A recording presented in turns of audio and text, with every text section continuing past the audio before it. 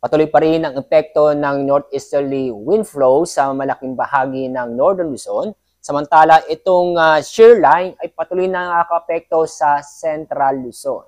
At kasalukuyan po, wala po tayong namomonitor na low pressure area o bagyo sa loob ng Philippine Area of Responsibility. At sa ating magiging lagay na panahon sa susunod na 24 oras, inaasahan po natin ang maulap na kalangitan na may mga pag-ulan sa mga lalawigan po ng Batanes, Cagayan, Apayao, Isabela at Kalinga.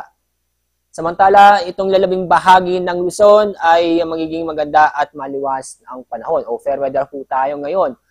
Maliban lang po sa mga sandaling pag-ulan o mga biglaang buhos na ulan. Maganda at maliwas sa panahon pa rin ang inaasa po natin sa Visayas at sa Mindanao, maliban lang po sa mga isolated na mga pag-ulan dahil sa mga localized thunderstorm. At sa mga nagbabala pong pumalaot o mangisda, konting pag-iingat lamang po doon po sa mga baybaying dagat sa Northern Luzon dahil inaasa po natin ngayong araw na magiging moderate to rough seas. Sa ibang bahagi nating bansa ay slight to moderate seas po tayo ngayon.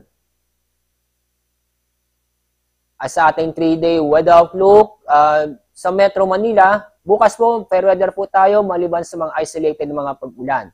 Pero pagdating ng Sunday at Monday next week, magiging maulap ang kalangitan o makulimlim at may tsansa po ng mga kalat-kalat na pag-ulan at thunderstorm. Dahil po yan sa epekto ng shear line.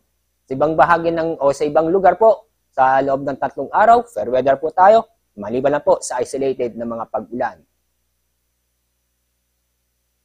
Ang araw po sisikat sa ganap pong 5:48 ng umaga. Ang araw lulubog, mamaya pong 5:34 ng hapon.